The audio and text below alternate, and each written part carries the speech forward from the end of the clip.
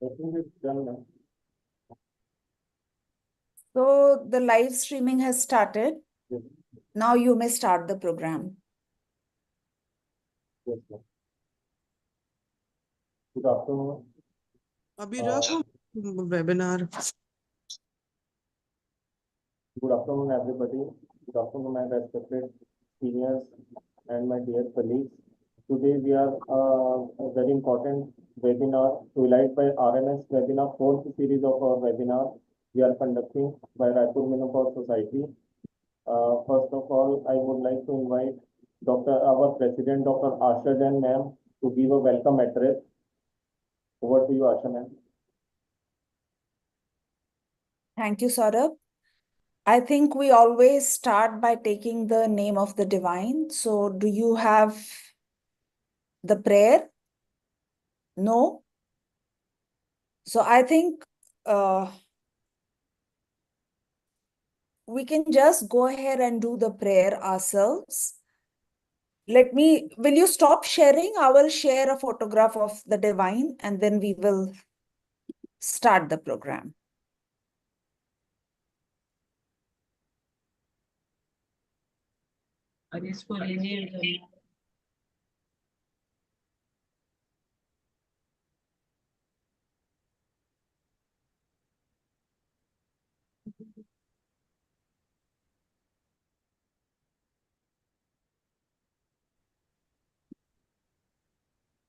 So, Om Asato Ma Sadgamaya Tamaso Ma Jyotirgamaya Mrityormam Amritam Gamaya Om Shanti Shanti Shanti Om वक्रतुंड महाकाय सूर्यकोटि समप्रभ निर्विघ्नं कुरु मे देव सर्वकार्येषु सर्वदा.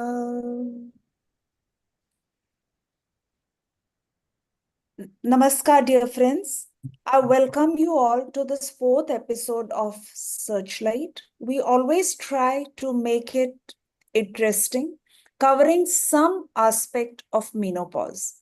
Endometriosis, as we know, is a disease that starts from teenage and it can go on right till the person leaves this world.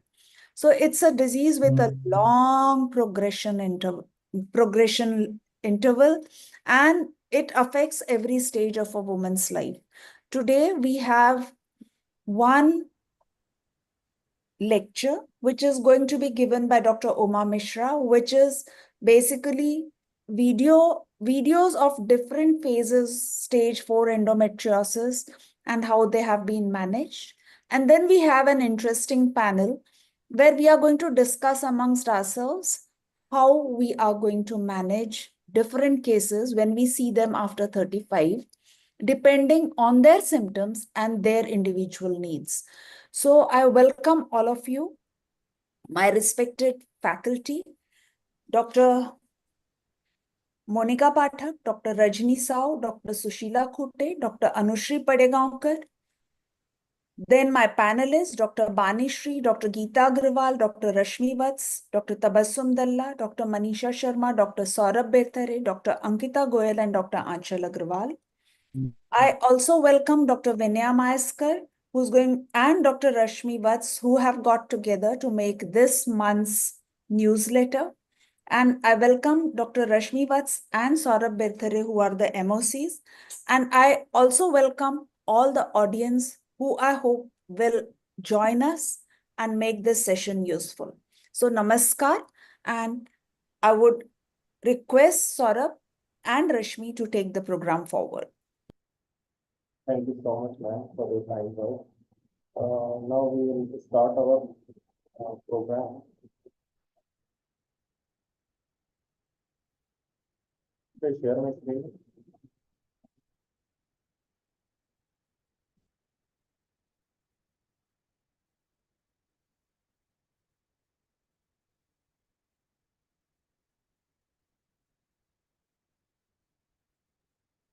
Now I request Rashmi ma'am to kindly welcome our chairpersons for the first session.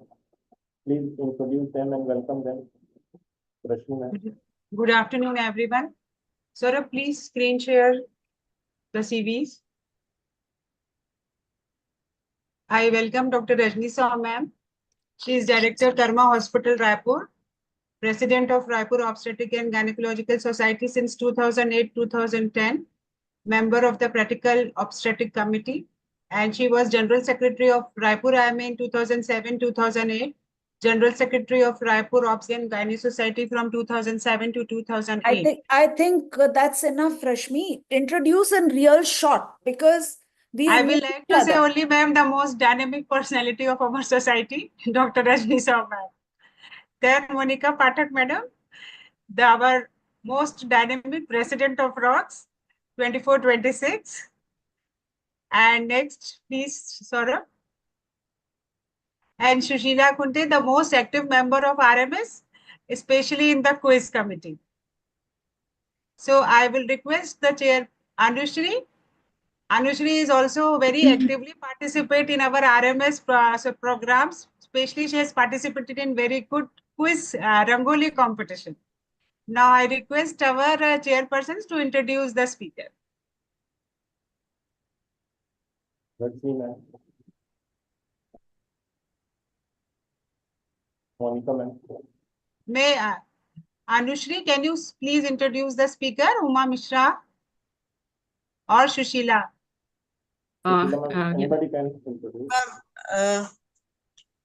Can you please share this? The Yeah, screen has already been shared. yeah.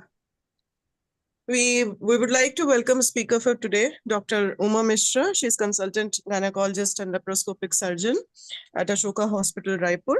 And as we all know that she has been contributing largely via her laparoscopic surgeries in the education sector, and she has been a good tutor so far and making good use of all her skills, and she is a good person to learn endoscopy from. We would surely today, we are expecting that today Dr. Uma is must be eager to share all her endometriosis related videos with us. I invite Dr. Uma Mishra. Hello. Welcome, Hello, welcome. am I audible? Yes, ma'am. Yeah. Thank you, ma'am. So, thank you so much to, I'm outside, I'm very thankful that I've been given this opportunity to share my knowledge regarding endometriosis. So, thanks to Dr. Asha Jain, ma'am, and whole Raipur Menopause Society. So, would be presenting a video, and this will be a single video. This was a case of grade 4 endometriosis. It was a previous laparotomy, which was open and closed case, and grade 4 endometriosis with deep infiltrating endometriosis with right-sided huge endometrioma. So total laparoscopic hysterectomy and bilateral salpingo-oophorectomy, along with bilateral erythrolysis, bilateral pararectal space dissection, butterfly peritoneectomy performed in this case. So can somebody please share the video which I have already shared in YouTube? Because Yes. Yes. today I'm outside, right? So my network is not very good. So I had to share it through YouTube because I have uploaded that video on my YouTube channel. So you can go to Raipur Lab. You can go to Raipur Lab. Uma, you cannot share YouTube here. You cannot share YouTube here because this is going YouTube live right now. So that is the plagiarism of the highest order. You cannot be sharing a YouTube video here. Have you made any kind of presentation?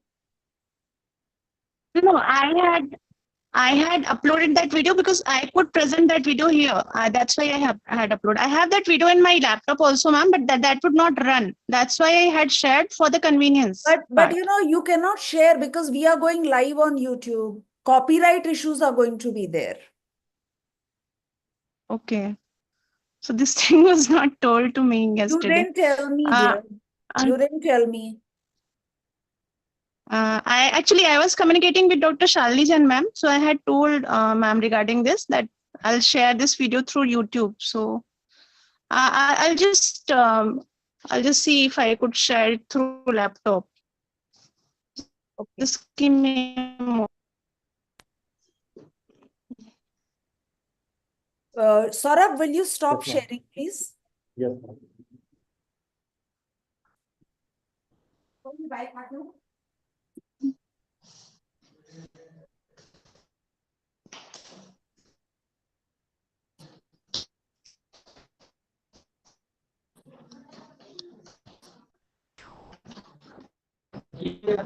ये प्रदीप कहाँ गया? प्रदीप कहाँ है? हाँ, बुलाओ ना जल्दी। हाँ, जल्दी दौड़ के बुलाओ। तो गाड़ी की चाबी लेके आ जल्दी।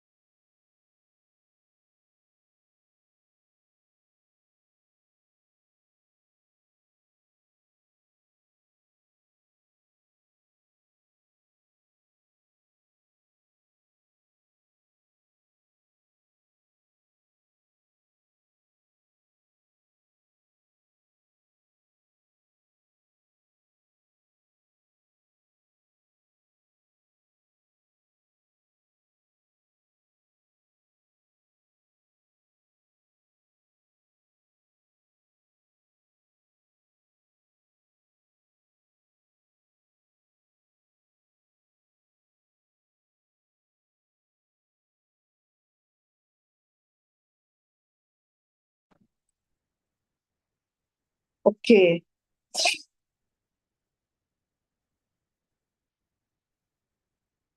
Hello, everyone. Hello, ma'am. Hi, Rashmi. Actually, I didn't get the link. That's why I had joined through YouTube, the link which was given to me. Monika, that link was there in the working group, which you did Yes. not see. I went through working group also, ma'am. It's there, it's there. Okay. I went through working group. That's why I wrote that chat also. Good afternoon, everyone. Good afternoon, Good Asha. afternoon, Bani ma'am. everyone. Afternoon, ma'am.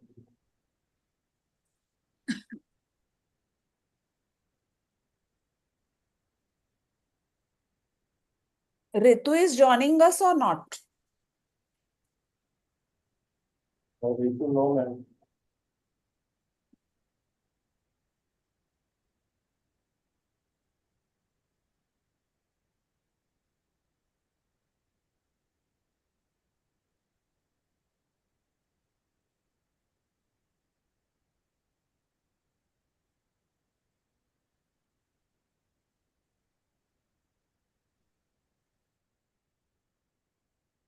What is happening? I think they are trying to coordinate with Uma. Rashmi, will you call Ritu Jain to join?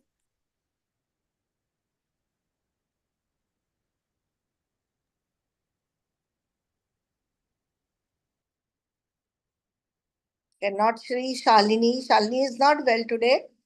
Or is she out of station? No, ma'am, she will join late. Okay. She has a great deal of problem. She can barely sit. Her hand is trembling. Oh, I hope she's well.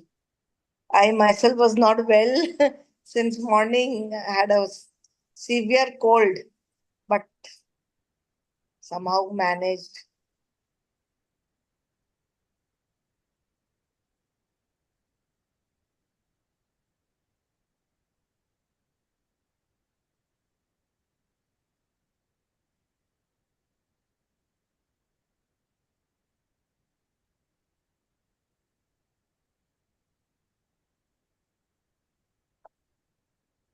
Monika, please learn to rename yourself. Good You are afternoon, always ma'am. iPhone 5.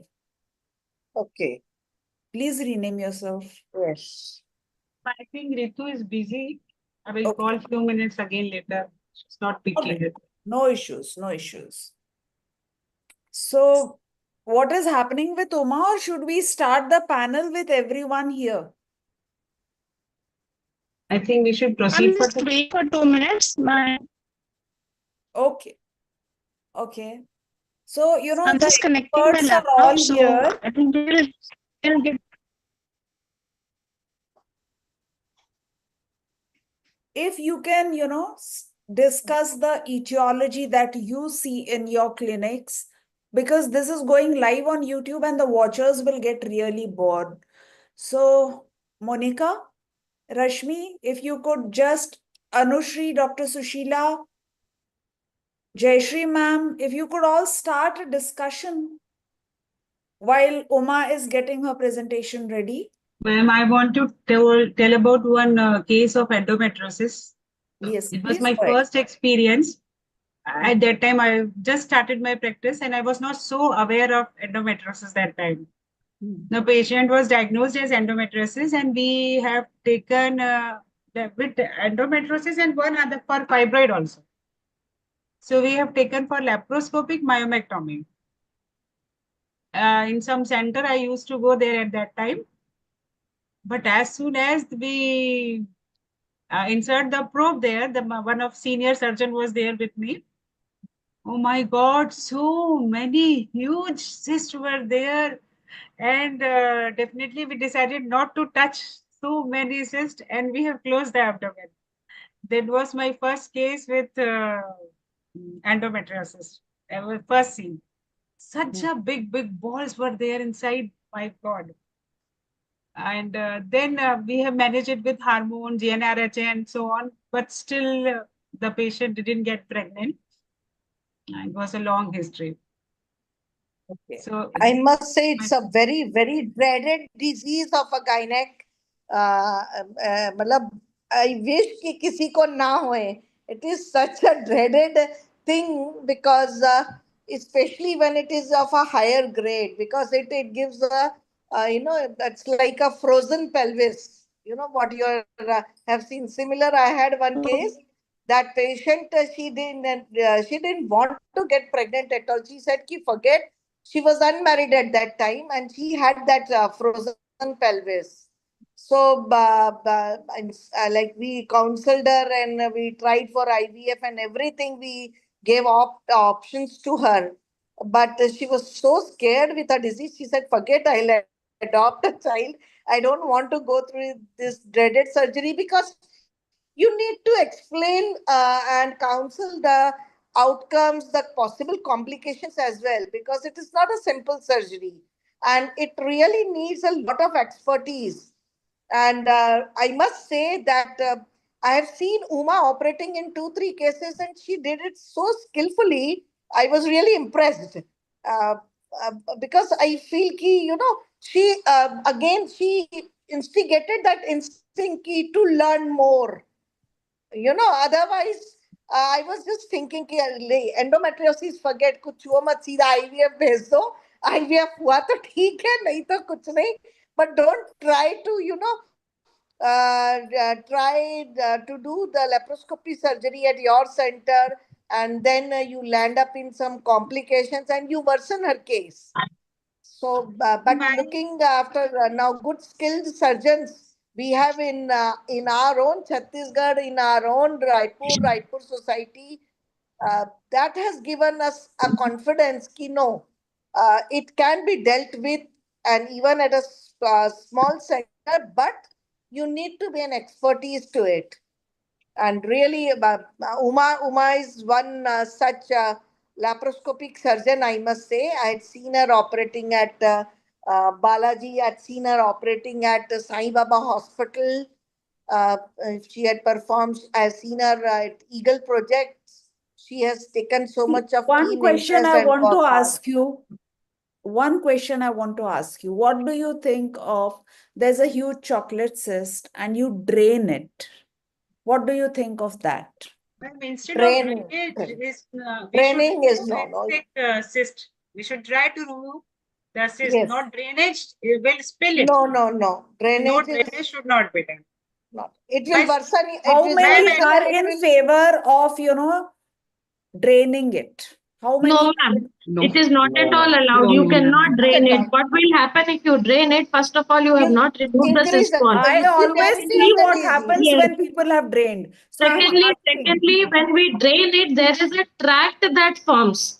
And on Yes. that tract also, you will have the epithelium getting budded there, and then again, the entire tract, something like a sinus will form.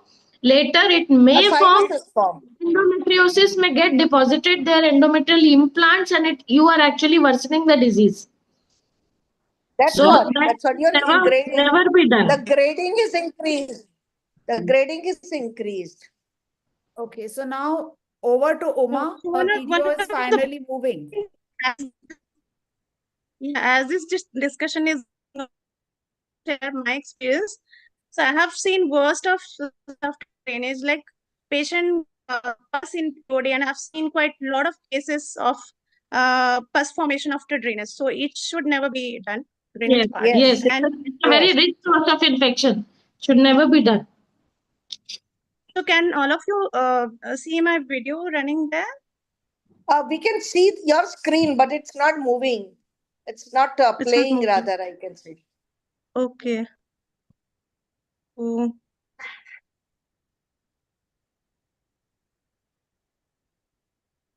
now can you see this video? It's Uma, not it's running. not We can moving. see your screen, but it's not moving. I'm sharing. It's not playing. It's showing you are sharing the screen. I don't know what's problem, and in my laptop it's getting shared. So all of Yeah, you it's you moving can't a see little the bit. view.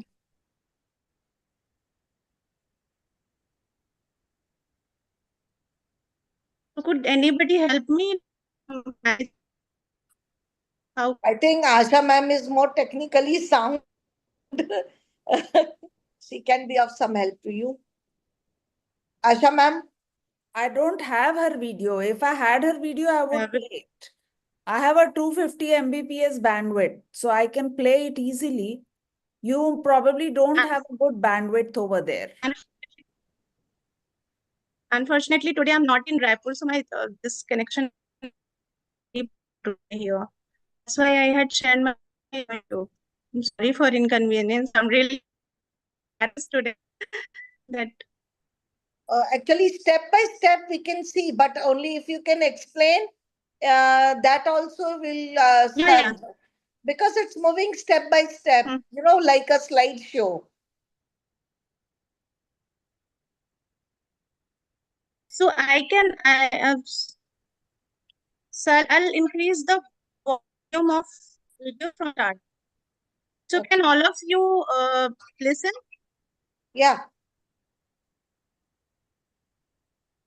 So I would like to brief about this case. So this case is basically a 45-year-old lady with grade 4 endometriosis with deep infiltrating part and right-sided huge endometrioma and left-sided ovaries stuck to uterosacral complex and posterior surface of uterus. So she had undergone laparotomy once, open and close case, and then this time we took this case for total laparoscopic hysterectomy with bilateral salpingo oophorectomy with excision of all endometriotic nodule. So I'm starting my case. You're taking a lateral approach, right? Here, this. Yes. Okay. Oh, big one.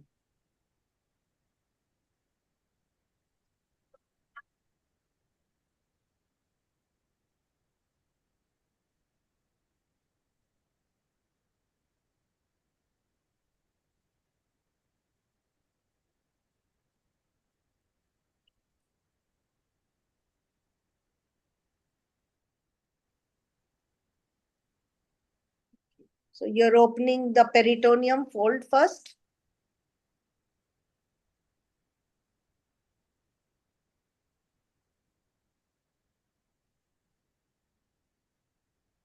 Your voice is gone, Uma. Total laparoscopic Yeah. technology Yeah.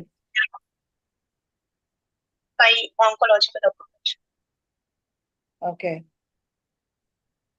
Notice here left-sided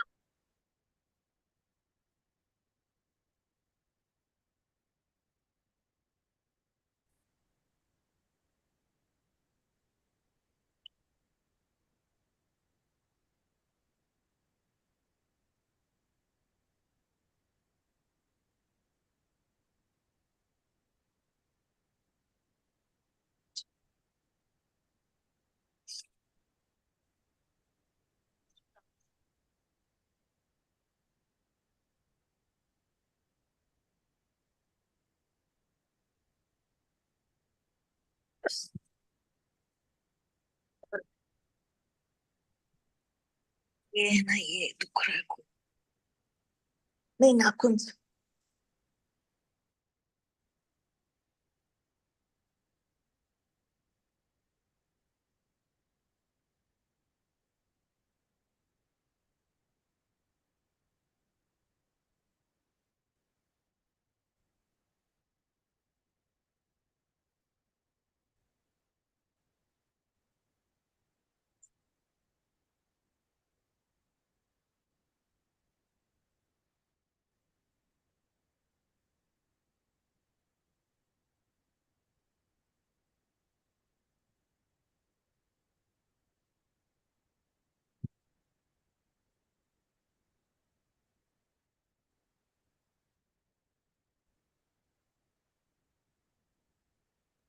Uma, if you could explain the steps, as you go along, because we don't have the video's voice.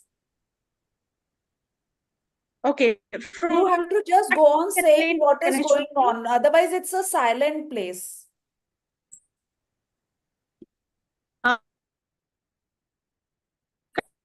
And the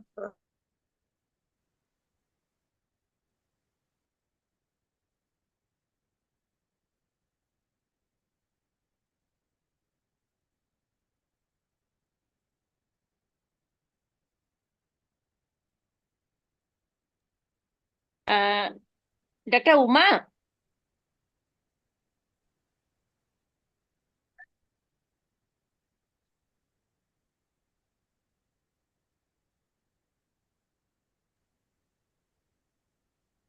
hello. Dr. Uma, you can join simultaneously from your cell phone also, and voice you can use it from your cell phone.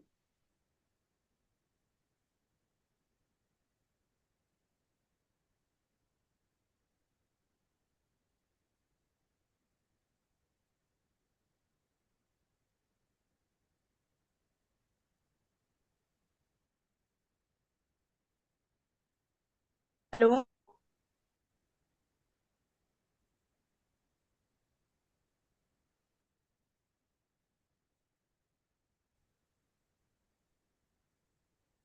Hello. Yes, Uma? Yes, ma'am. Yes, ma'am. Am I audible? Am I audible to all of Audible, you? audible. Yes, It is ma'am. audible. Audible. Audible. Yes, you are audible, Uma. Yeah. So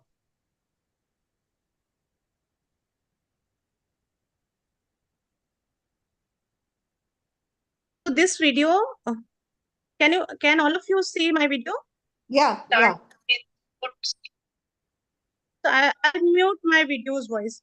So this case I have already explained as a case right side endometriosis. So we always mobilization, always move in a stepwise manner. So all of you can hear. We can Yeah, hear a little interruption, but Am I yes, audible? we can. Yeah. So we always start with sigmoid mobilization because sigmoid is which is a gateway to ureter in cases of endometriosis. So first we would like to see ureter, what is the position of ureter, as without mobilizing it, we cannot proceed for the surgery. So we always move in a stepwise manner. So after mobilizing sigmoid laterally, we cut round ligament laterally at the junction of medial 2/3 and lateral 1/3. So we open the retroperitoneum in a layer-wise manner. We go bit by bit and in layer-wise manner. So we just keep on dissecting parallel to vital structures. So parallel to infundibly pelvic ligament, 0.5 to 1 centimeter lateral to it, we open it.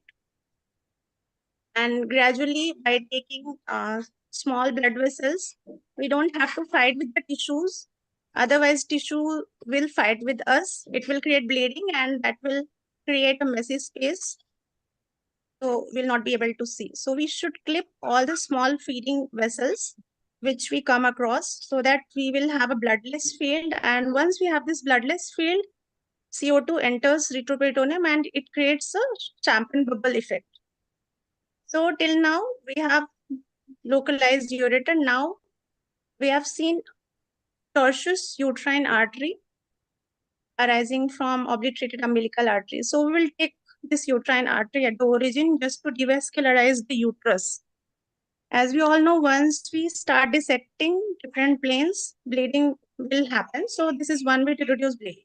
So next step is to lateralize ureter. So we have to work parallel to ureter just to lateralize it.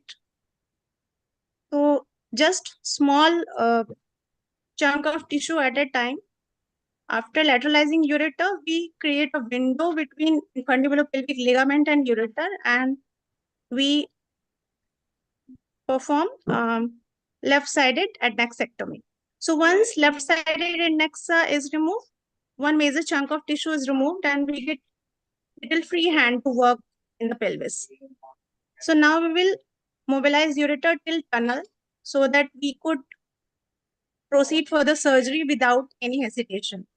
So once we have mobilized ureter, we will remove this involved unhealthy peritoneum. So in cases of endometriosis, once we send all these tissues for histopathology, we see either two things, either endometriosis, or if at all we are not able to see endometriosis, we will see sideroblast cells in these tissue, which shows that there were bleeding happened earlier, which is also one of the confirmatory signs for endometriotic involvement of all these tissue. So after sigmoid mobilization, ureterolysis, uterine artery at the origin, infundibulopelvic ligament, we mobilize rectum. So we perform pararectal space dissection. So now you can see the rectum has been mobilized medially and uterosacral ligament laterally. So at this point, we have seen ureter, what is the position, and we have medialized rectum. After this, we try to drain this cyst so that we could get some space in the pelvis, as the cyst is taking a lot of space in the pelvis, and by draining it, we will get one anatomical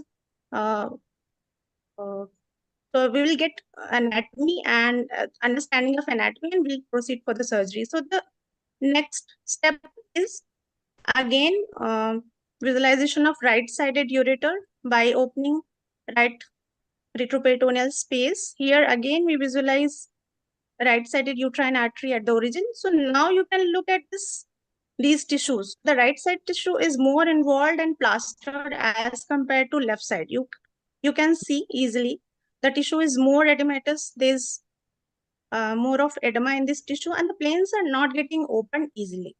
So right-sided, we can see that tissues are more involved. So once we are not sure of anatomical structure, we can perform little bit blunt dissection to the point we can see some structure, and then we are taking this uterine artery at the origin.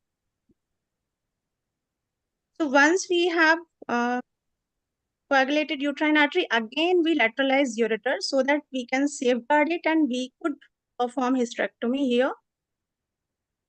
So one thing here to keep in mind, we have to always work parallel to the ureter. We have to preserve the mesoureter. We don't have to make it nude. We have to preserve the vascularity as much as possible. After ureterolysis, we again clip infundibulopelvic ligament and we try to perform dissection. So next step is again visualization of rectum from the right sided. So we perform rectal space dissection so that we could have an idea as to where the rectum is moving and what is its position and direction. So once we open middle parietal space, we open this space bluntly by push, open and push technique. So once we know that we have medialized rectum, we can take out this unhealthy uterosacral and peritoneum. So my assistant is guarding ureter with the open hands of Maryland. So the Maryland is guarding ureter, and now I know what is the position of ureter so that I can proceed without any stress. You, with gradual operative exposure, and you can say once you start performing these advanced cases, you have idea of different types of tissues. You will have idea of ureter, you will have idea of rectum, where it's moving, what is the position and direction of rectum, where it's adhered. So it comes with experience gradually. After mobilizing ureter, taking uterine artery at the origin and utilizing rectum, we perform right-sided adnexectomy. So ureter is right in front of us. We're not worried about this, and now we are taking right-sided adnexa. You can notice here there are endometrial implants everywhere. So we are taking all the implants. We don't want to leave any smallest of disease here, just to avoid future possibility of recurrence. So all of you can hear me? Am I audible? Yes, ma'am. Yes, we can. Okay. So your left hand should also be actively working. My left hand is giving traction to adnexa, and then I'm cutting with right hand. So adnexa is also gone. Now the next very important structure we have is rectum, which is adherent to torus of uterus. So now what we do in such cases, we should have a good pair of bipolar and scissors. So we keep bipolar at minimum thermal settings like 25, and we should have a good pair of scissors. So we give small burst of bipolar at the junction of torus and the attachment, because mostly at this part, there is only fibrosis. So we give small bursts and then we give sharp cut at this point. So you can notice endometriotic fluid over here. So now gradually we are getting to know about the position of rectum and what is the direction of it. So we are moving our scissors according to it.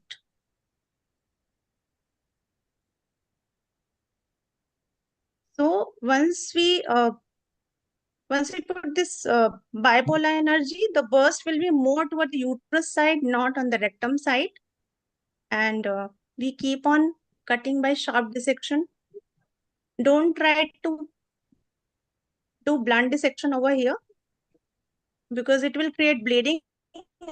Again, you will cauterize more of tissue to stop that bleeding, and that will lead to more of thermal damage to the rectum.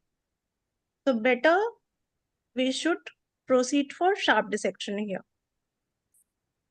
Sometimes in initial phases, I used to put rectal probe in the rectum just to see what is the direction of rectum, where it's going, what is the extent of attachment. So that also helps in delineating it. So now we have quite moved rectum below the level of uterosacral ligament attachment. Now this is unhealthy involved peritoneum, which we will take and divide. So everything is in front of us. We are not doing anything blindly. So you can, sometimes in such cases, we come across rectal cyst also. As you can notice, we have vaginal cyst in this case. So this is just a loose hanging part of peritoneum that we are cutting, and then our rectum has gone below. So you can notice this vaginal cyst here, bluish colored cyst. Yes. So now after mobilizing rectum and freeing every attachment, we will proceed for regular hysterectomy. So we cut UV fold. You can notice here multiple endometriotic implants over here. So we cut UV fold after lifting bladder. Many a times bladder can play tricks with you. Bladder, as in this case, bladder is folded upon itself. So we should have idea of where the tissue is going, and basically we should have idea of different types of tissues. What is the bladder tissue? What is the rectum tissue? What is periureteric area? So we perform sharp dissection as much as possible. So always lift bladder nicely. Never be afraid of it. So once we have mobilized bladder well enough, 0.5 to 1 centimeter below vagina, we coagulate uterine artery and we cut. It's our routine habit to cut wall without putting vaginal tube. So now you can notice rectum is well below. We have mobilized quite far. So worried about it.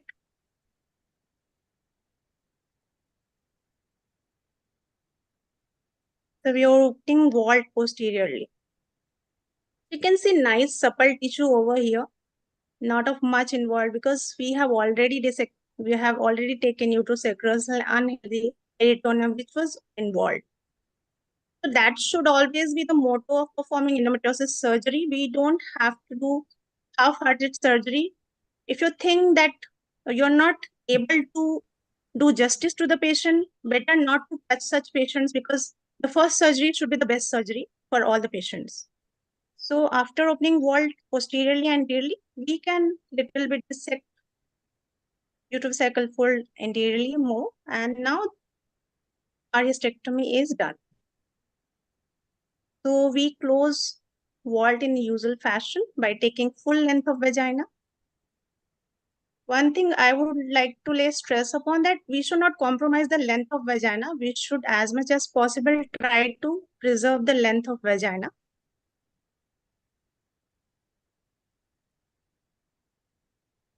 So at this part, our hysterectomy is done. I have a question. Any specific pre-op preparation you will like to do for such cases? Yes, ma'am, definitely. In such cases, we give a thorough bowel preparation to such patients.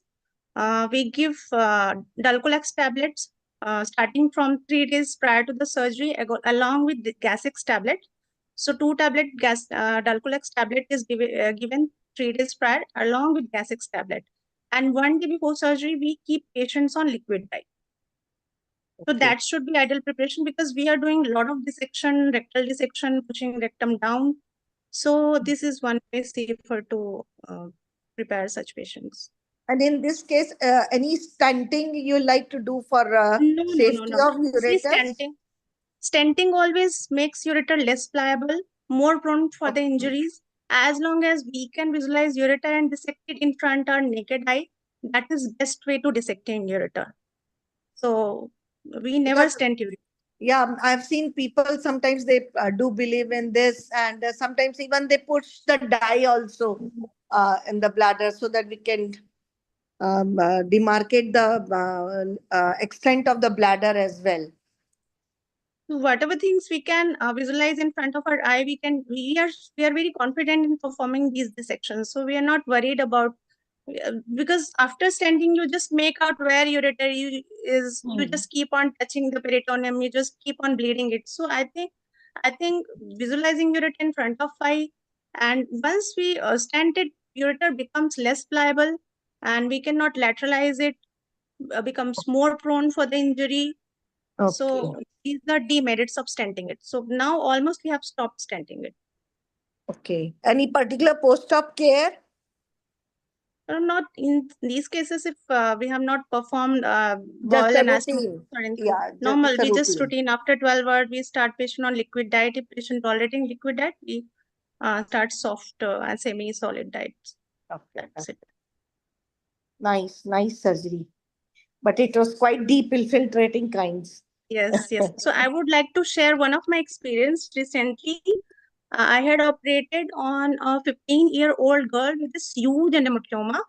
Soon I will share this video. I have half of this video. So I had operated on this case, 15 centimeter, 15 into 10 into 9 centimeter, huge endometrioma. And when I saw in sonography, so it was showing only cystic mass. And there was no solid component. So as a routine, we get CA125 and all oncological markers done. So CA125 surprisingly came out to be 1500, and I was sorry 4000, and CEA was normal. CA199 came out to be increased, and LDH was also quite high, like 400. So that is like normal, less than 250. So I was so surprised that how such young patient, and on sonography and MRI, they had given endometriotic malignancy. So I was pretty sure that this kind of cyst, which is not having any mural nodule or solid component, is mostly going to be endometriotic only. So we operated on this case, and then histopathology showed only endometriotic cyst, and it was all adherent and bad stuck-up case. We performed only fulguration of cyst. We did not perform cystectomy. So I would like to give a message for all these young patients and those who are trying for fertility. Fulguration also works wonder. So we need not to perform cystectomy in all these cases. And of course, it was not malignancy. So that was one very surprising case for me. Now, would you please stop sharing? Okay.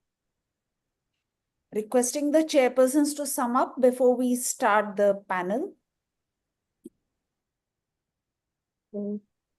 Thank you, Uma, for very nice. Though of course your video was not very the way we wanted and the way you must have wanted, but still you managed and did a great job, and it was really a nice presentation. I'm Thank you sorry, so much. ma'am, for the inconvenience, because I was not in range today.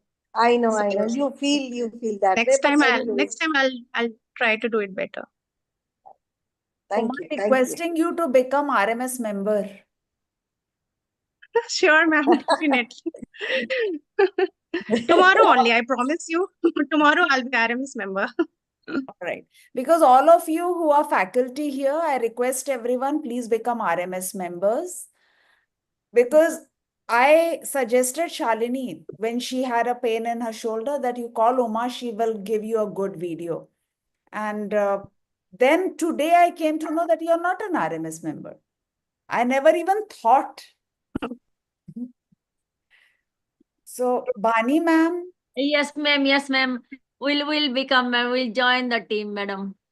We'll join the team. Today, I will share the link. Join Yes, today. madam. Definitely, madam. We want to get attached to the academic events. We enjoy the academic events. Even Aanchal Agarwal, ma'am. Okay, Aanchal. She's here, but I can't see her. I would like to all of you. I came to Raipur. All of you. Has Vinaya joined? No. Yes, ma'am. Is Vinaya going to join? Rashmi? Yes, ma'am. She hasn't told anything. Okay, if you could both take the program forward, we'll have a rapid fire type panel. Everybody who is here is welcome to stay and give your inputs wherever possible.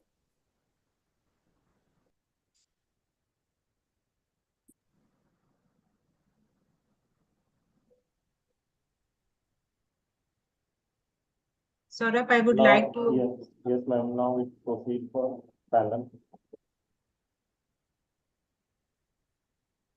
Now we are going to proceed on panel discussion endometriosis after 35. Our moderator is Dr. Asha Jain ma'am, and our panelist and Dr. Asha Jain ma'am She needs no introduction.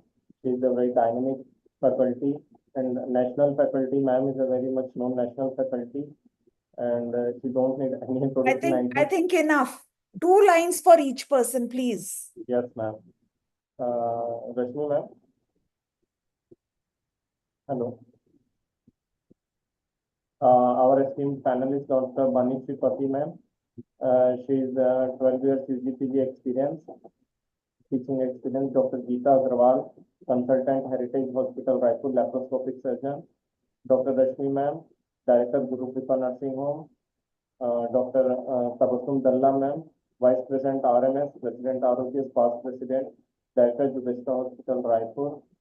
Dr. Manisha Sharma, ma'am, consultant at NHMMI Hospital and Pressure Clinic, Raipur. Myself, Dr. Saurabh Birthare, consultant at Nursing Home, Chapa. Dr. Ankita Goyal, obstetrician gynecologist at Sankalp Multi-Specialist Hospital, Ambikapur. Dr. Aanchal Agrawal, she is consultant laparoscopic surgeon at Raipur. I welcome all the panelists. Over to you, Asha, ma'am.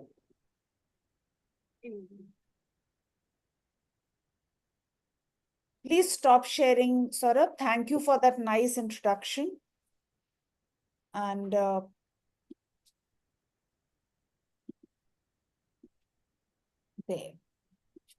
So the topic for today is endometriosis after 35. I request all my panelists and seniors to please keep your videos on. Otherwise, it's very difficult to interact. And Shri Ganeshaya Namah. These are my panelists, Dr. Banishree, Dr. Geeta Agrawal, Dr.Rashmi, Dr. Tabassum, Dr. Manisha, Dr. Saurabh, Dr. Ankita, and Dr. Aanchal Agrawal.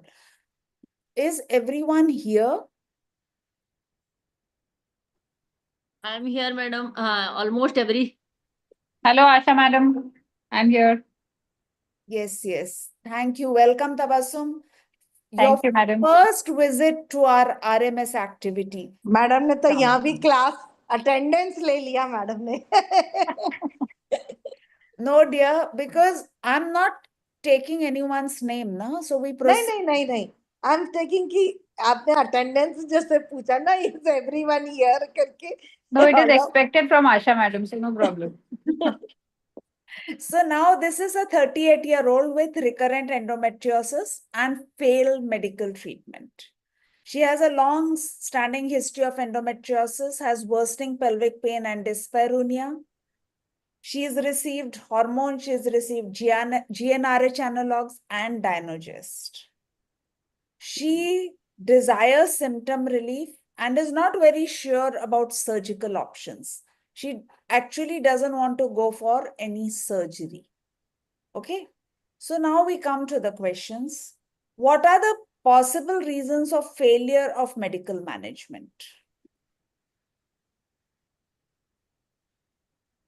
Any panelists may answer me, please. Geeta hasn't joined. Rashmi, Tabassum, Bani ma'am, any of you, please? First thing, madam, we are keep whether the patients, whether she was strictly adhered to her treatment, medical management, or it was irregular treatment. Maybe it was whether how was her follow-up, how long she has taken the treatment. So maybe all those detailed history we need to do. Again, along with the history, we need some additional investigation history, clinical examination, again some imaging to see what is the grade, maybe the grade is more, what is the extent of the disease, whether she will require any additional management. All those things has to be seen. And maybe there is more hormonal changes as she is now 38 years old. There may be more hormonal changes. And the medical treatment just suppresses the things. It does not prevent endometriosis. So it may but even if you do a surgery, like Dr. Uma just did that surgery, but even after surgery, You can have a recurrence, can you not? Recurrence. Yes, yes, ma'am. Always. Always you can have a No, ma'am. recurrence. So in that case, you will need medical management anyways, because what I feel is whether you do surgery, you don't do surgery, medical management remains the mainstay. Yes or no? Yes, madam. Medical management. Surgery, the one thing, all the guidelines they have emphasized, it should be selective, done at once, right time, equipped center, and always it should be by expert hand. So surgery, medical management, as madam you said, medical management is the mainstay of option, main option. So now if this woman, now she is more than 35 years old, she's 38. Supposing this was a patient who is 25, would there be any change in the approach? Means, as the madam, as the main thing, we'll start with the history. Whether what is her main complaint? Pain is the main complaint, fertility is the main complaint, or whether both she is having and how long she is having. So according to the complaint and the clinical evaluation, according to the desire of fertility and the complaints, we'll approach the patients. Whether for pain she wants to get treatment, she is a paras lady, then our approach may be different. And if she wants the fertility with the pain management, maybe our approach will be different. Okay. So, do you think there is a psychological component to this? It The is pain that women feel with endometriosis, does it also have a psychological component, or it is just because of the endometriosis? You are an experienced doctor. All of us here, the seniors all here who have seen many, many cases. Do you think there is a psychological component? psychological component will be there, madam. Definitely it will have a impact on that. It will hamper their quality of life. So definitely it will have a impact on that. But evidence is not telling, means not a single literature has given focused on the psychological aspect of the disease. They have not approached, but definitely it will affect the quality of life. Okay. For deep infiltrating endometriosis, is ultrasound good or you need MRI? And what will you actually see in that? USG, as what I was going through, one thing, madam, I would like to thank all of you, because it was so extensive previously during my so many days of practice and postgraduate. I have not studied so much deeply endometriosis, but what I could learn today is so many new things. So USG, though MRI is more sensitive, USG is the fast mode of imaging. And for deep endometriosis, MRI can be used for the additional information, as the guideline says. Okay. Tabassum, would you like to add something here?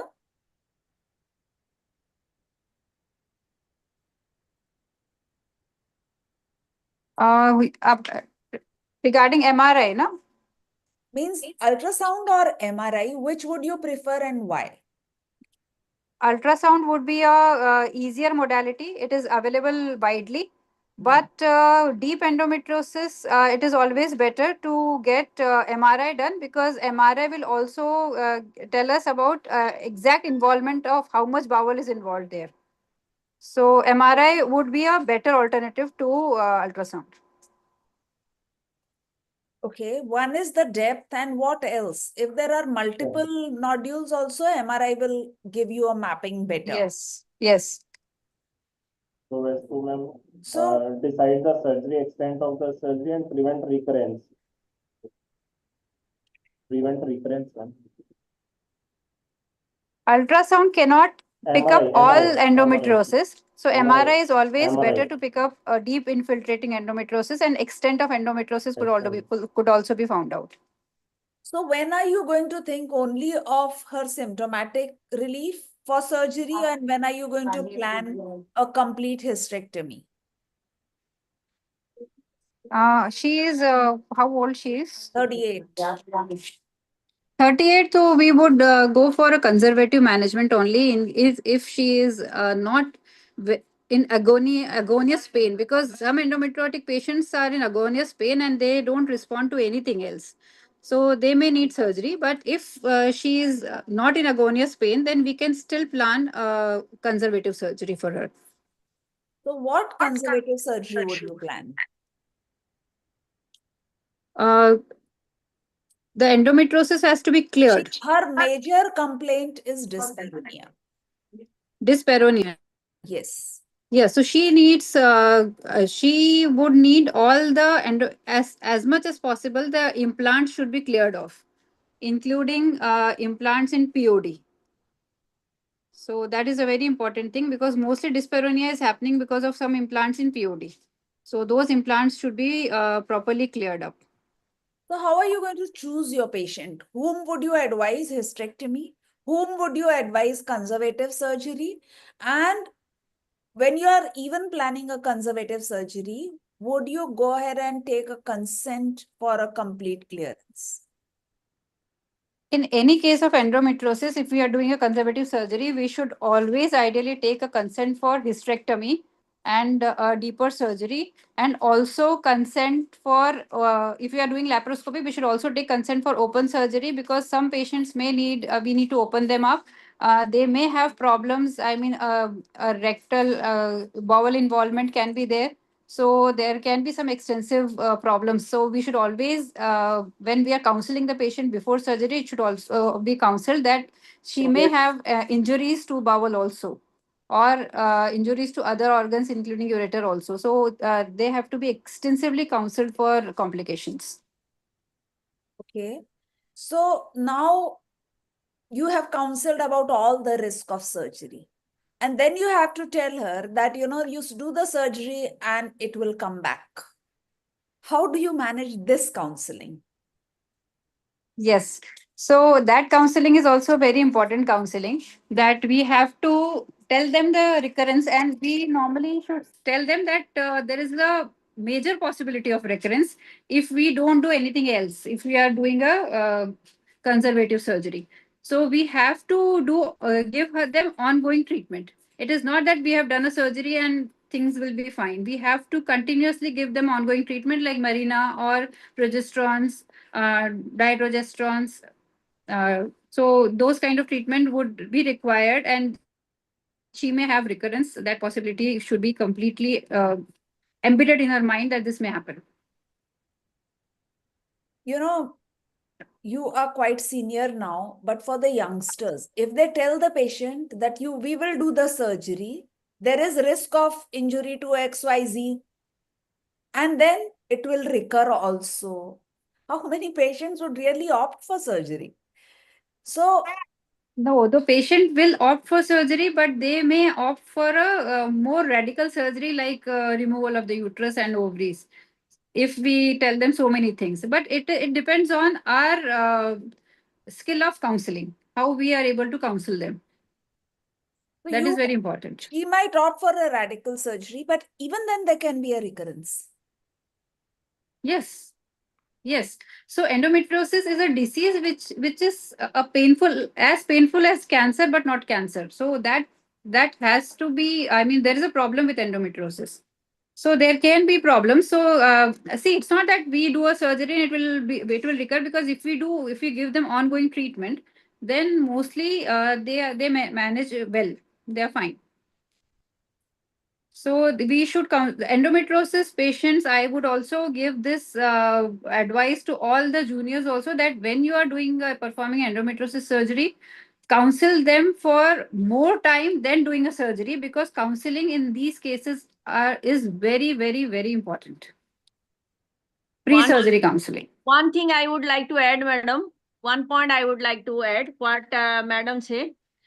So any patient coming for coming with endometriosis, as you said already, the surgical option means when to select for a surgery, we have certain indication. So prior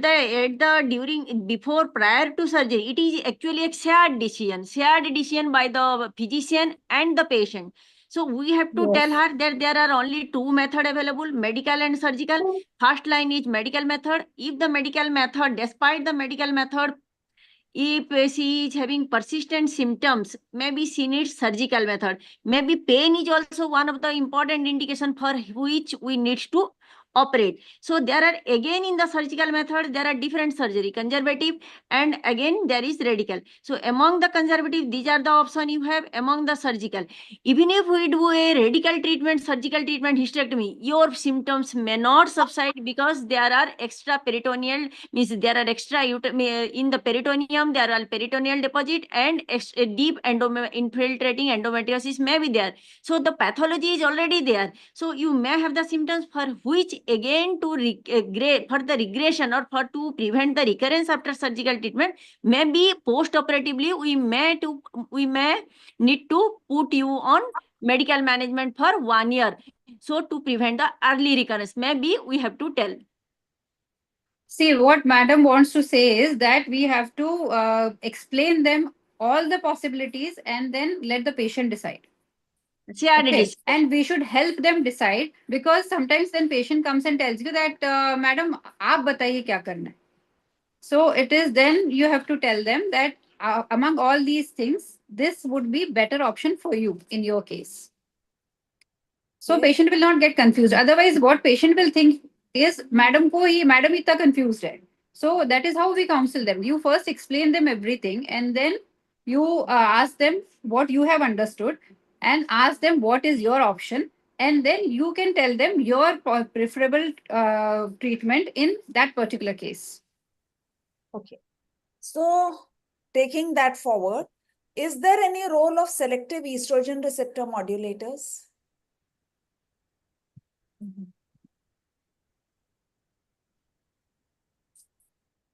It is one of the newly tumor necrosis factor and selective estrogen receptor modulator. These are the newer addition to the management of endometriosis at this point. But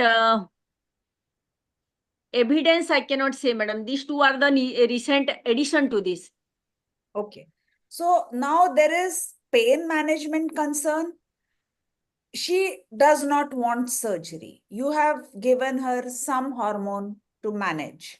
Now there is pain management, and she is used to taking, there was a time when people used to take opioids. Now they are Meftal spas is what they will be taking. Your patients take it or not? They are taking. Yes. So that is what now we need to, how are you going to balance long-term use of analgesics versus the hormones versus surgery?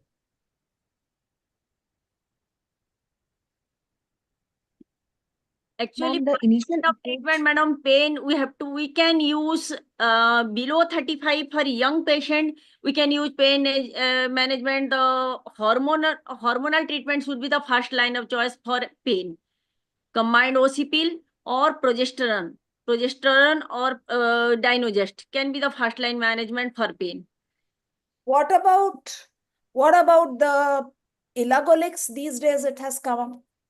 Yes, madam. This is the oral GnRH antagonist that can also have a similar effect like GnRH agonist, injectable agonist, same efficacy. And any preparation means they have not given specific to any type of preparation. So it can also be, it has also been recommended. And whenever we are getting giving oral GnRH antagonist, again the guideline says it should be given with ADVAC therapy. It can also be as an alternative for pain management. It can be given. So what about alternative and adjunctive therapies, physiotherapy, neuromodulation, acupuncture? What do No you think? evidence. These are actually not evidence-based medicine. Though it has been tried for a long time, there is not enough evidence to advise this as a medication for the endometriosis as pain relief. So Rashmi, I come back to you. Where are you? Ma'am, one thing I want to add. Yes. Ma'am, elagolix, GnRH analogs should not be given for more than 3 months because it has a osteoporosis side effect and changes in lipid profile. And especially it should not be given in young girls.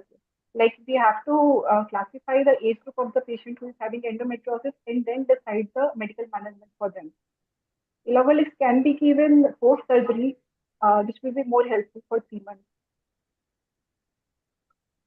Ma'am, I would like to add that elagolix is a good pain suppressant and it should be given, but the side effects are, long-term side effects are osteoporosis and that. And elagolix is an orally acting drug. So it is very useful rather than the other injectable antagonists like leuprolide and others. These days, every company is coming up with elagolix, right? 150, 200, they are after you that it is better than anything. It can be given up to 5 years also. That is what they are saying. So what is the consensus of this expert group? Madam, I think that is just recently launched, and we have to see the results depending upon more of the cases, because not much of the cases has been worked with oral. And the same osteoporosis problem is with that. So calcium supplement and other therapies which we use to give with GnRH should be given with this oral supplement also. And at directly to jump that it is much better than injectable, at present we cannot say. Okay, so we need to do a session on elagolix. Yes. So now we come to the case number 2. This is a 40-year-old with infertility and stage 4 endometriosis. Before I take you to the questions, what would you actually suggest to her? Stage 4 endometriosis. Ma'am, I would She's like come to to you tell with her that go for infertility. IVF. Ma'am, she should go for IVF and she should cryofreeze her ovaries, the embryos, and that will be a good option for her. She has a beautiful AMH, it's 2.5. Okay. Now she has an AMH of 2.5. All of us have read that patients with grade 1 endometriosis may have difficulty in conceiving and grade 4 may have no difficulty in conceiving. That is the beauty of endometriosis. Now you see both spectrums. A little bit of endometriosis, patient is not conceiving, peritoneal factor is affected. And then there's another where it's deep, you call it grade 4, but again, she's conceiving. So now we take this case forward. She is 35 plus and she has endometriosis. Will endometriosis impact her fertility? Does age have an impact on fertility? And does endometriosis have an impact on infertility? Endometriosis has impact on fertility because the tubo-ovarian architecture, it gets distorted. But some people, they conceive also. It's not that endometriosis is there, so they'll not conceive, because typically, initially, endometriosis does not affect the tubes. So if her AMH is good, then she may conceive. But because she is the higher grade of endometriosis, then we cannot give her long time. We have to counsel her regarding further infertility treatments. So we have to see her ovarian reserve. Yes, you said it was 2.5 above. So no, that I just made it up for the discussion. But for a patient, what we would do is that we have to assess her ovarian reserve and see whether the structure is not majorly impacted. And then take the case forward.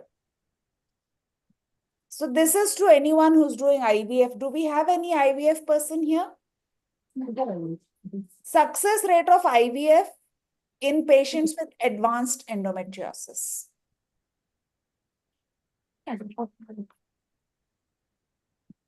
50% and 52%.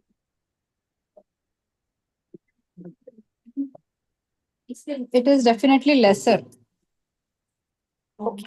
So in one line, what we can say is that it will be less than somebody who doesn't have endometriosis. Yes. That's it. But it is still there. It's not that it's going to be an utter failure all the time. So how are you going to evaluate her ovarian reserve? What are the methods that we have? Antral follicle count And AMH. And That's she it. is, see, this is, she's 40. RFSH level, She because is 40 40 years. years old.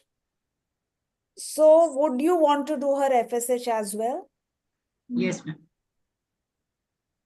Because a higher FSH is a marker of low ovarian reserve. Yes, FSH, but typically AFC is a very good indicator. Even if we don't do AMH also, AFC is a very well correlating factor of low ovarian reserves. So if we want to do one, then AFC is the best. And if you want to do all, then AFC, AMH and FSH everything. okay. So here, do you want to do any surgical intervention? Means there's big endometriomas. So before you go for ART, do you want to actually intervene or not? Yes, ma'am. We should remove the endometriosis. I would differ because if we remove the ovarian reserves will fall more. So if we are able to avoid the endometriomas while ovum pickup, then I think we can leave it as such and do IVF. But in some cases, ma'am, it may It be will also What is depend required. the on her effect of AMH. pregnancy on endometriosis? Endometriotic cyst is there and she gets pregnant. What is the effect of pregnancy on that endometrioma? It's a good impact. She'll be better. Yeah, high progesterone. Yes. Which we give anyways. So high progesterone is going to have a good impact. Now, supposing she has adenomyosis along with endometriosis. Does that affect the fertility? She has Yes, grade ma'am. 4 endometriosis, yes, but she also has adenomyosis. Then, does it impact the fertility? Yes, ma'am. Lower pregnancy rates, higher miscarriage rate may be there, and there may be cavity distortion may be there with coexisting adenomyosis, and it further decreases the fertility, adenomyosis. Okay. Okay. So, are you going to So, give her any treatment for adenomyosis before you proceed for IVF?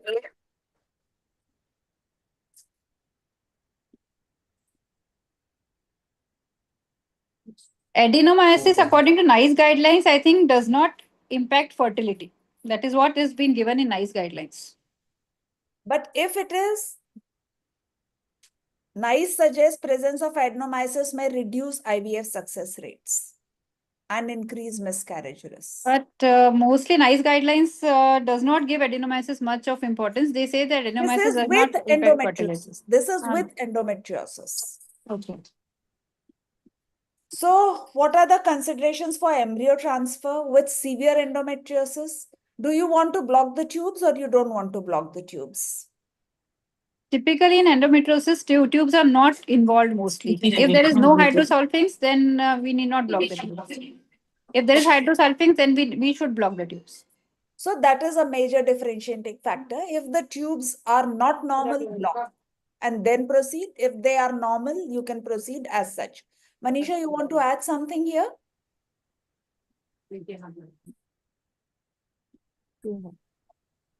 So before IVF, do you want to use GnRH analogs or Dinoges before you proceed for IVF? yes, we can give, ma'am. Usually medical management, madam, as the protocol, almost all the guidelines they suggest prior medical management that increases the outcome of treatment, IVF. Okay, she is 40 years old. So how long will you give her medical management before you proceed for 2 to 3 cycles, maybe we have to give either GnRH, we can give 2 to 3 months.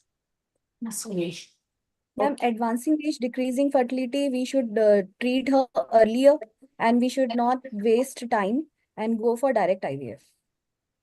GnRH, ma'am, it creates favorable environment for implantation if we give prior GnRH, and if we give Dinoges, it is anti-inflammatory and anti-angiogenic effect. So you actually, the guidelines will say that you give 3 months of treatment and then proceed for the IVF. And ideally, a frozen cycle gives you better results. A long protocol would be better in such cases. So what are the chances of a spontaneous pregnancy after surgery in a 40-year-old with stage 4 disease? You've done her clearance as much as you could see. What are the chances of normal pregnancy? Spontaneous pregnancy. Chances are very less, ma'am, less than 20%. Means somebody even without endometriosis, 40 plus, what is the fertility rate? Age is a factor, madam. So already her fertility is decreasing with age. So the chance of spontaneous pregnancy is less. So she What may is the require, fertility after 40? That's what I'm asking you. I think, 30 It's to 35. 10%. It's 10. 10%. 10%. It's 5 to 10%. 10% per month. So if it is only 10% fertility that we have, then that is not going to decrease. And as Dr. Tabassum said that we will decrease her ovarian reserve after surgery. So that also has to be kept in mind. So would you really want to wait for her to conceive spontaneously, or you would just go ahead? Go ahead for I IVF. would just go ahead and IVF. do IVF. Assisted reproduction will be better, madam. Yes. Yes. So we've finished with case number 2. You want to go ahead or should I stop? We can Go continue, madam. Continue. Okay. Means whenever you are tired, you let me know, I'll just stop. I have 6 cases in line. So we 3 have at least we can do. 3 we can do at least. You can do. 42-year-old with endometriosis and severe bowel involvement. So now a simple question I'm asking you, how will you detect that she has bowel involvement? A PV examination and her symptoms. What will be the symptoms? She will have difficulty in passing motions in and around her menses, just before Dyschargia, or during they will menses. have dyschargia, painful defecation they can have. The most common is the rectal nodule. So Yeah. they'll be So PV nodule and examination will having help. With PV, bleeding PR. defecation also. Sometimes they may present as bleeding during defecation. Yes, yes. So In what are very the advanced case. imaging modalities for bowel endometriosis? Transvaginal ultrasound, but better is always MRI because it will also detect deeper involved rectum Rectal and endometriosis. transperineal can also be used, madam, as the modality. Yes. Yeah, rectal can be done, but I will tell you a sonovaginography works very well. A transvaginal ultrasound with gel inside. Put in Okay. gel and you have a beautiful view where you can see the, the red Indian hat picture, which is very, very easy to see on a simple per vaginum ultrasound examination. So it's not just the MRI, you can see with an ultrasound that is very well. But MRI for mapping, of course, okay? There may be more which are not within the reach of your ultrasound probe, but mostly you will be able to see. Now, if somebody has bowel involvement, you know that her rectum is involved, then how does the management differ?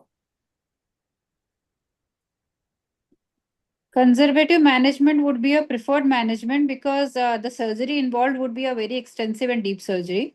So if she responds to conservative medical management, then it is better. And if she does not, then we will have to go for a surgery. So, Geeta, I can see you are here. Yes, yes, yes, ma'am. So would you like to tell me what surgery you want to do here? Ma'am, preferably we'll go for a laparoscopic surgery. And if it is involving a rectum, then it will be a multidisciplinary approach, first of all. We'll take the surgeons with us in the team. And because it is involving a rectum, we'll do a discoidal, we'll shave the thing and we'll not cauterize it. It is We'll a take out a complex surgery, madam. Maybe Yes. abdominoperineal approach you may have to do through laparoscopy from abdomen, and somebody has to take the stapler from through the rectum, either through a discoidmis over the layer in the either denonvelar fossa and below the denonvelar fossa it is involved. You may have to take the discoid, separate the superficial layer of the rectum, means just superficial layer, or if it has just it has totally involved the lumen up to the lumen, then may have to go for a segmental resection also. It is quite complex surgery, what the literature says. Okay. So basically what I understand here is that you need to have a surgeon involved, a GI surgeon preferably with you, and that has to be explained to the patient before that she might need a colostomy, she might need a prolonged colostomy, then a repair, All those things will have to come in before we go ahead. And if there is bowel endometriosis, when are you going to think of medical therapy and when are you going to think of surgery? What is the difference between the two? Medical therapy is required when we'll give the patient a trial. If the symptoms are resolved, then we can go for medical therapy. And if there is any anatomical problem, there are obstruction in the bowel, or there's recurrence, or the patient is not relieved from the pain, then we think of surgery. See, you have done an MRI. You've already done an MRI. Yes. And you know that there is a depth of the lesion. So now I'm asking Arpita, Aanchal or Ankita. What is your marker? Where you will advise medical treatment, where you will ask her to go for surgery? I mean, mild diseases, grade 1, grade 2 endometriosis, we can go for a What do conservative you mean approach. by mild? People are listening. Let us be specific. Ma'am, grade 1 and grade 2 endometriosis. What does it mean? I mean, there is a scoring system, less than 15, You have 15 the to bowel. You have the bowel, right? You have Yes, an MRI image. So when will you say that, go ahead and have a surgery, and when you will say that we'll try medical treatment? If there are If the mild muscularis is involved, you will have to have excision. If the muscularis is just indented, you can go ahead and have a medical treatment. So that your imaging is going to tell you what are you going to do. And then if the muscularis of the rectum is involved, you have to go ahead and do the surgery. Okay.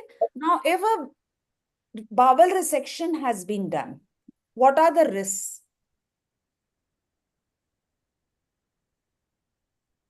There risk of infection, sepsis, fistulas, obstruction. Okay. If there is rectovaginal endometriosis, does that affect the choice of hormonal therapy? You'll try Dynogest, or you'll try Danogen, or you will try Elagolix, or you'll try a Lupride. What are you going to try?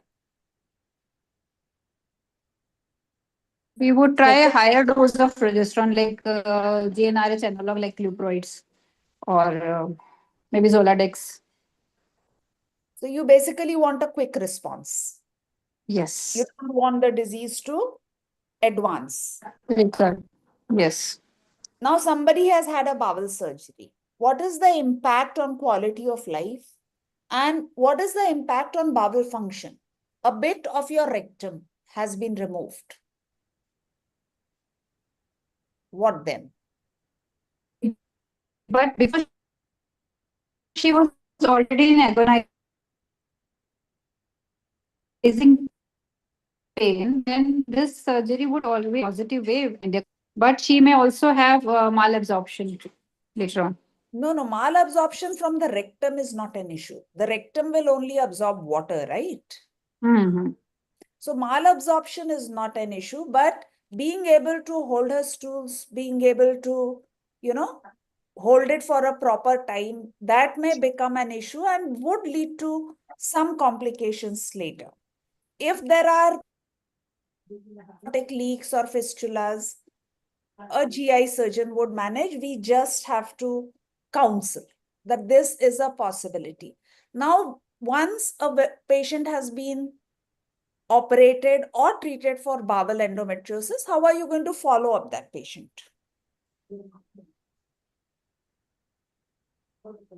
We have to ask her regularly if she's able to pass stools or not, and she's having constipation or any other symptoms. And she should also consult the rectal surgeon on time-to-time basis. Follow-up is required, madam. All patients we need to follow up. So all endometriosis we need to follow up, not just the bowel. We need to follow up. Long-term follow-up. Now this is a 39-year-old she has endometriosis and she also has a history of breast cancer. Now, in breast cancer, which is the culprit, estrogen or progesterone? Both can be. No, progesterone. Just depends on the receptor positivity. Yes, both can be. Yes. Because Depends on the receptor positivity, agreed. But what causes the activation, the deactivation of TNF? It's Estrogen. estrogen only. It a is progest- progesterone. It's progesterone. So if she has endometriosis, your options become very limited because you will not be able to give her a lot of progesterone. Now she has estrogen sensitive malignancy. How are you going to manage her endometriosis? we can give her SERMs or maybe aromatase Aromatase inhibitor. inhibitor can also And have aromatase inhibitors, yes. can have a role. SERMs also. Surgical management is a good option for them. Yes. Exactly. Exactly. Definitive treatment is hysterectomy with salpingo-oophorectomy. So you would not give her estrogen, progesterone. And the best thing to go ahead, if she is given tamoxifen for her breast cancer, can it make endometriosis worse? Yes, ma'am. It's stimulation of the endometrial cells. It will cause and worsen the endometrial. So how are you going to keep on monitoring her? She's on tamoxifen. What are you going to look for? Transvaginal ultrasound for the endometrial thickness and any bleeding, abnormal infant bleeding. Okay. Worsening of symptoms for her. And do you want to? We can add some progesterone. Like, what about her scan? Would you like to do the scan yourself to see if her disease is progressing?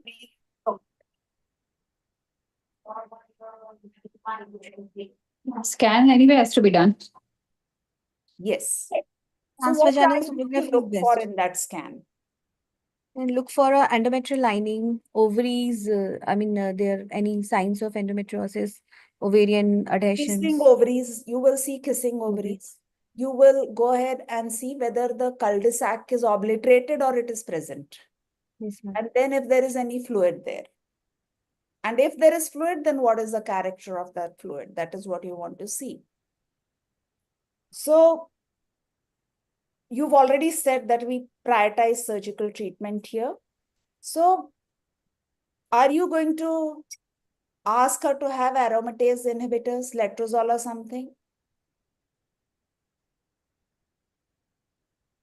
There are alternative ma'am. options. Yes, ma'am. Alternative There are can be alternative done. Will you Yes, counsel letrozole her? can be given. It suppresses the How are you endometrial going to growth. counsel her?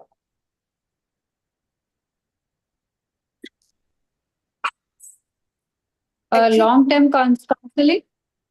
Yeah, long-term counseling. After Letrozole the has surgery. to be taken for 5 years, right? especially for bone mineral density, BMD, because aromatase letrozole can affect her bone mineral density. So we have to give add-on therapy in these cases. Okay. And at the same time, it will not increase her risk of further cancer. It will not cause the recurrence of the risk of recurrence of the cancer. Same we can explain. One thing that none of us are thinking about is that we need to talk to the medical oncologist as well. Yes. Yes. Means whatever we decide, we need to talk to the medical oncologist as well, that this is what we plan to give and whether it is safe or not. Don't you think that is correct?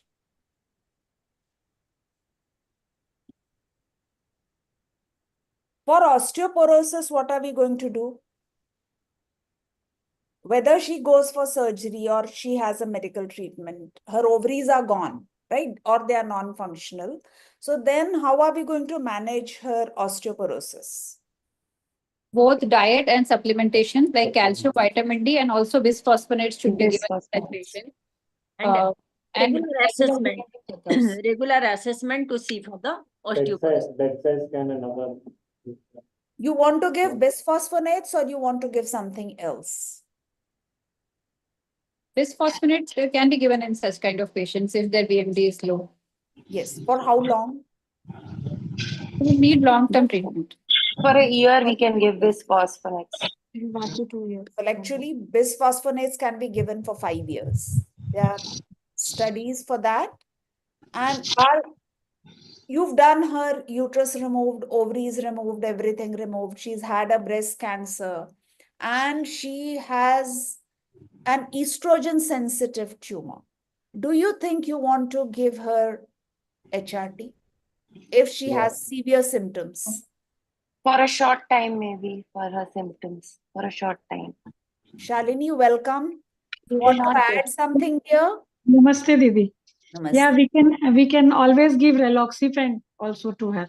That worsens the vasomotor symptoms. You cannot give Reloxifene. Okay. So she is a case of breast cancer, and you've done her completion surgery. Everything is out. Now she has severe osteoporosis and also symptoms. Vasomotor symptoms are there. Genitourinary symptoms are there. How are you going to relieve it? No, HRT we will not give at all. HRT we can give. The Tibolone is a very good option. Local. So an estrogen patch or a vaginal estrogen works. We can give it for a short duration of time. Vaginal estrogen works. A vaginal patch also works. A skin patch also works, and it should be given for only as long as needed. Okay. Till remission of her symptoms. Yes. Yeah, for GSUs and all, local estrogen and patch always we can use. 45-year-old with endometriosis and perimenopausal symptoms in one line, what do you want to do? Wait and watch policy. Surgery followed by 2 years of medical therapy for prevention of recurrence. See, she already has perimenopausal symptoms. That means she's going to have menopause soon. So why do you want to go ahead and have surgery? It will depend on how symptoms, how severe are her symptoms. She has endometriosis, but her symptoms are only menopausal. So you We can still give want to pain go and management. NSAIDs and pain management. Specific.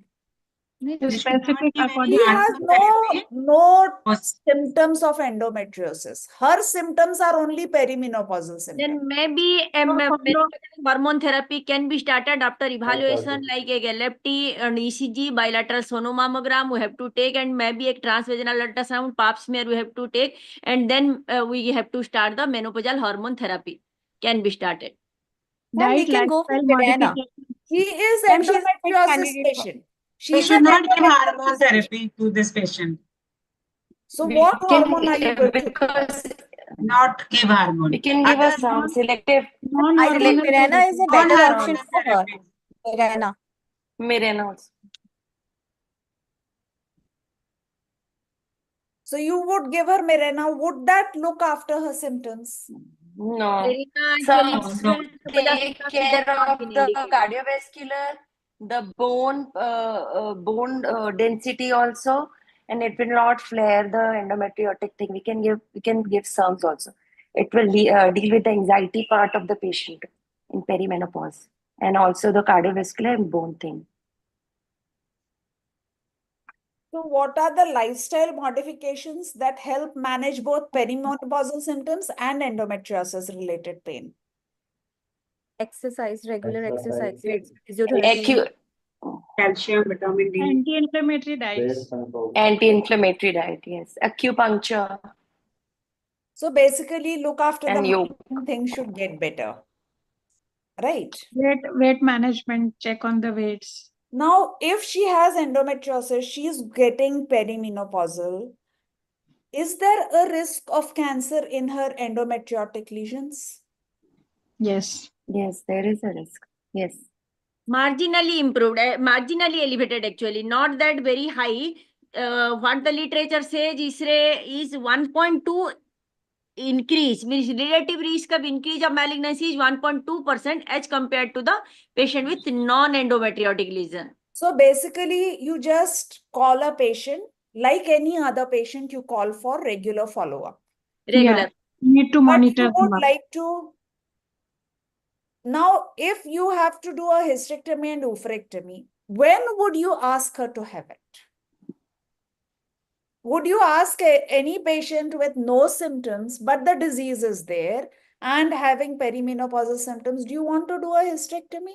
For Or that asymptomatic, no. No, For asymptomatic, no. no. Only No. follow-up and monitoring. Only when there Because is menopause will adenomyotic only give uterus. rise to her problem, relief of symptoms. Once she becomes menopausal, she'll become better. All But right. at times, if the bleeding is more and the uterus is adenomyotic, then we So can, symptomatic. If symptomatic then is there, then yes. definitely there is a Yes. difference. If associated findings, then management according to that. Yes. Okay. So now this is, I've reached the last case. See, my express train is running. So it's a 37-year-old with endometriosis and recurrent miscarriages, doesn't have a live issue, wants children. What stage of endometriosis? So is there a relationship between endometriosis and recurrent pregnancy loss? Yes. Yes, ma'am. What is it? Chronic inflammation is there, and there may be immune system dysregulation may be there. It both affects the chances of becoming pregnant. Like Dr. Tabassum has been saying off and on, the tubes are the least affected most of the time. So she's conceiving. Only thing is she isn't carrying. So she would probably be having endometriosis with adenomyosis. Is that what you think? Can be adenomyosis, can be other reason like inflammatory immunological causes. There is altered inflammatory response like interleukin 6, 8, tumor necrosis factor will be activated. At the same time, there will be a disbalance between the T helper cell 2 to T helper cell 1, which will hamper the synthesis of progesterone. So that will affect the luteal phase support also. So pathology will be affected most of the time in that way. Okay, so you have already answered this second question, that how does inflammation contribute to implantation failure? So what tests are you going to do to check for her endometrial receptivity? Array test, ma'am. What tests are you going to do? Are you going to take an endometrial biopsy? Are you Yes, going ma'am. to do a hysteroscopy? Are you going to look at some hormones?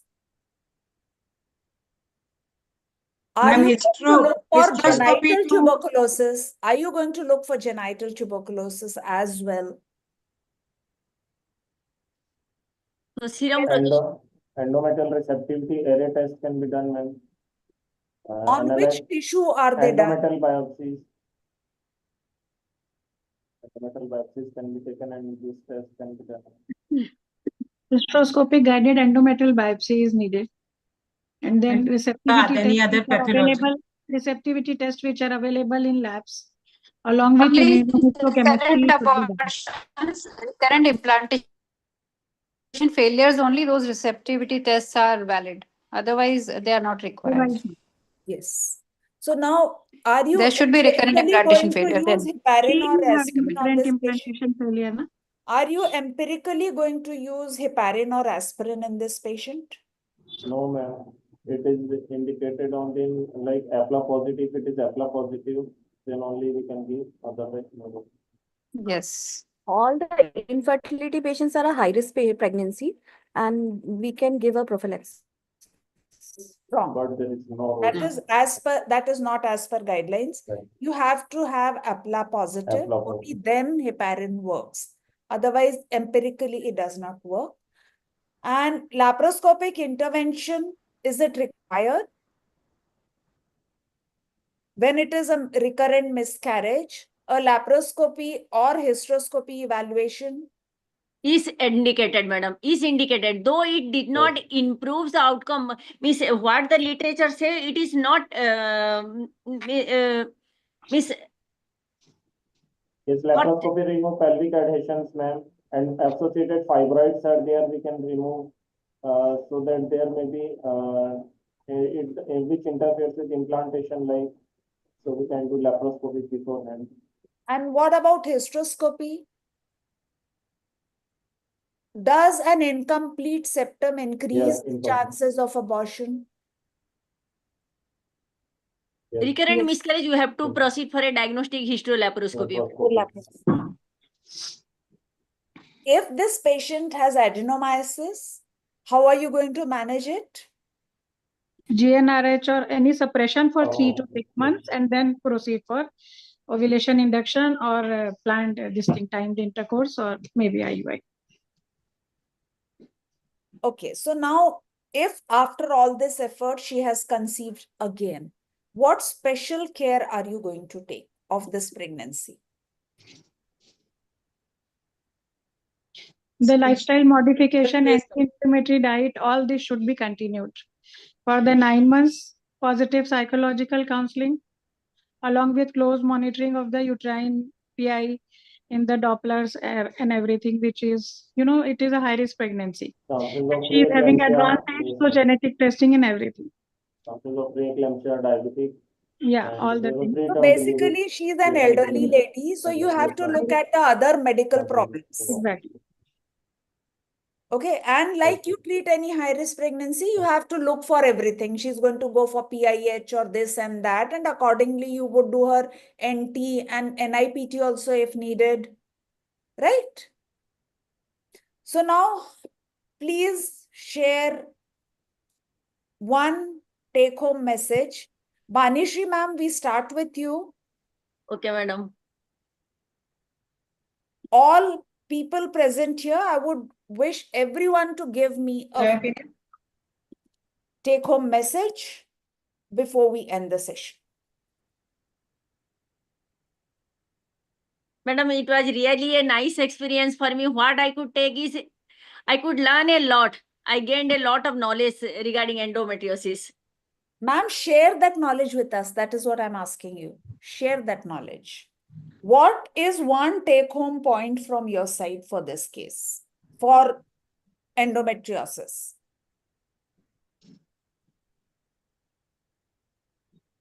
Madam is thinking. Geeta? Geeta is not here. Rashmi?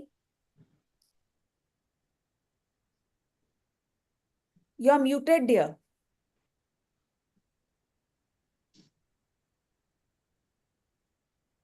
Ma'am, I always learn a lot from your panel. And today we have learned a lot of management of different topics, especially of bowel and rectal involvement, for which I am not knowing much. But today I have learned a lot of that.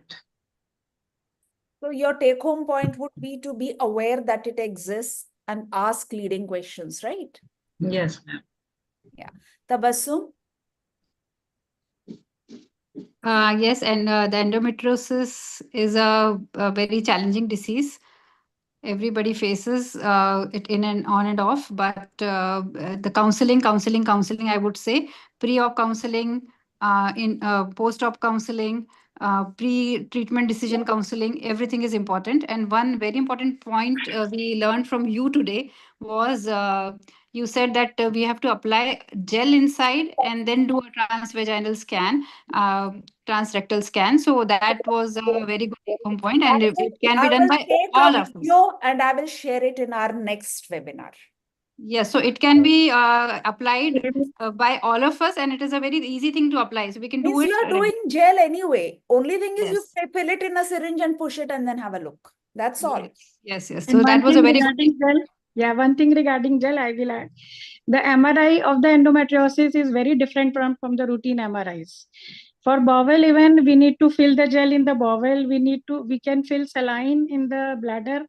We can fill all the 3 cavities, vagina, bladder, and rectum. And then bowel preparation is must for MRI for endometriosis cases for 2 to 3 days.